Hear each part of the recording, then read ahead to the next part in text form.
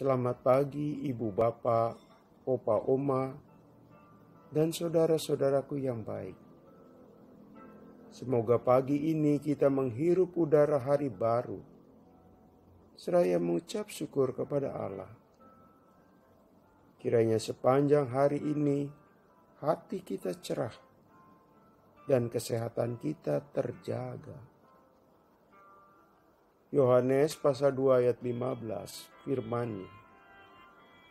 Ia membuat cambuk dari tali, lalu mengusir mereka semua dari bait suci, dengan semua kambing domba dan lembu mereka. Uang penukar-penukar dihamburkannya ke tanah, dan meja-meja mereka dibalikannya. Saudaraku, salah satu kepribadian yang baik adalah sabar. Mampu mengontrol diri. Sehingga orang yang marah dianggap ekspresi emosional yang harus disembunyikan. Kita kerap diminta melakukan pengendalian diri. Tidak boleh marah secara terbuka. Kurang baik marah-marah di depan publik. Semakin terampil mengatur emosi, maka itu makin baik. Jika kepribadian ideal yang ditanamkan seperti itu, bagaimana dengan Yesus Tuhan kita? Bukankah firman Tuhan memberi kesaksian justru ia sedang marah? Kita tahu profil Yesus selalu digambarkan atau dilukiskan penuh kelembutan dan penuh kasih sayang. Matanya teduh, menenteramkan hati. Wajahnya penuh pancaran kewibawaan. Melalui profil demikian, kita dapat menangkap kepribadian yang penuh kasih. Saat menatap wajah Yesus dalam lukisan-lukisan yang kita kenal, mengalirlah rasa tenang pada diri kita. Satu hal yang mengusik adalah mengapa sulit menemukan profil Yesus yang sedang marah. Pertanyaan ini tidak bermaksud mengada-ada atau main-main. Sebab Yesus Tuhan kita ketika marah didukung oleh fakta. Bahkan marah sekali dicatat dalam Alkitab. Ya betul. Jarang sekali Yesus yang marah dilukiskan secara visual. Padahal siapa yang tidak tahu Yesus beberapa kali mengekspresikan kemarahan. Kemarahan yang tidak dibuat-buat. Ketika suatu hari ia diundang makan di rumah seorang Farisi. Di sana dia mengecam orang Farisi dan ahli Taurat. Celakalah hai orang Farisi, hai ahli Taurat, hai orang munafik. Itu diungkapkan 6 kali. Bukan main.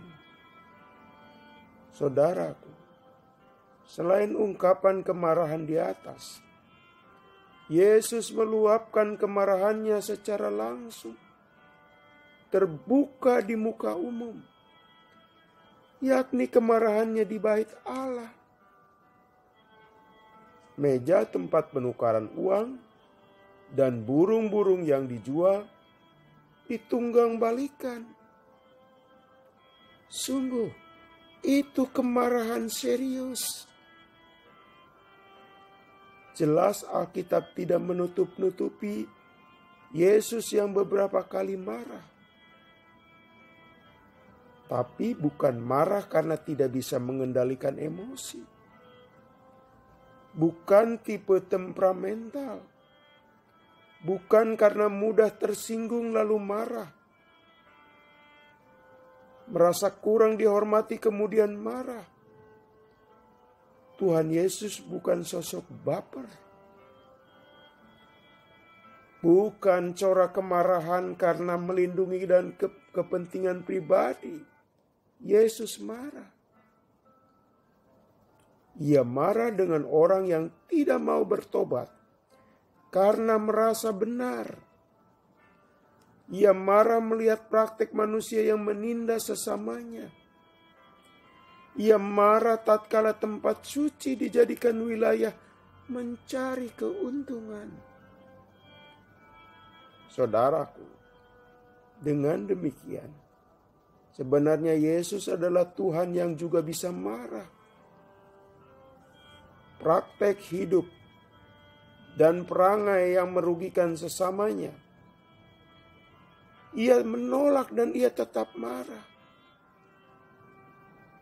Jika ada orang yang mengeruk keuntungan, harta dan kuasa di gerejanya, Ia juga marah. Maka hindarilah corak kehidupan yang merugikan orang lain. Ia marah agar kita bersikap sesuai norma yang benar. Dengan kata lain, saudaraku, Tuhan Yesus bersuka cita jika kita umatnya menaruh respek atau hormat atas keberadaan orang lain. Ia bergembira jika kita selalu hidup berdampingan dalam keutuhan dan kepatuhan.